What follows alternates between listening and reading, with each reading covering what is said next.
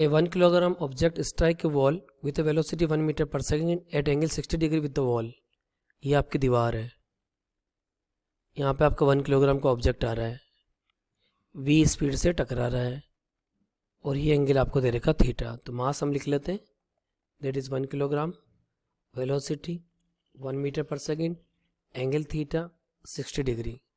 Reflect at the same angle, वापस इसी angle से आप रिफ्लेक्ट कर दो. ये एंगल है आपका थीटा और ये आपकी बॉल है जिसका मास है m. If it remain in contact with the wall for 0.1 second, time of contact is given to us 0.1 second. Then the force exerted on the wall, अब वॉल ने कितना फोर्स लगाया. अब ध्यान से देखो, सबसे पहले आप देखो what is the initial momentum, because force क्या होता है, rate of change of momentum. यानी अगर आपको इनिशियल मोमेंटम फाइनल मोमेंटम पता चल गया तो चेंज इन मोमेंटम पता चल जाएगा. तो जब बॉल टकरा रही है तो डायरेक्शन ऑफ मोशन या direction of momentum in the fourth quadrant. Fourth quadrant का मतलब x पॉजिटिव होगा और y नेगेटिव होगा. अब देखो ये एंगल अगर आपका थीटा है तो ये एंगल भी बाय डिफॉल्ट कितना हो गया थीटा, और ये वाला एंगल कितना हो गया 90 माइनस थीटा.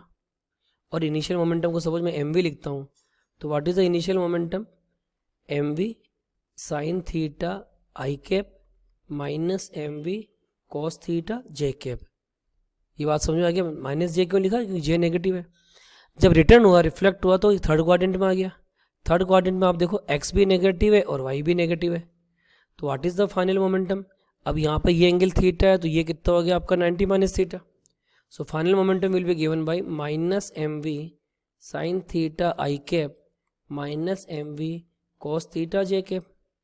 अब change in momentum is final momentum minus initial momentum. जब आप करोगे mv cos theta J cap, mv cos theta J cap cut जाएगा तो it will be minus 2mv sine theta I cap only.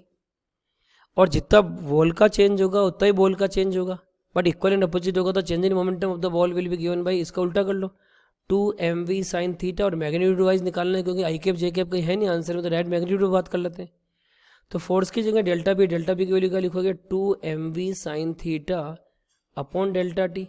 तो it is 2, mass की जगह 1, v की जगह 1, साइन थीटा में sine 60 is √3/2, delta T is 0.1.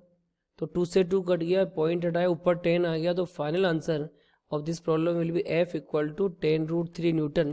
That is the option number 3.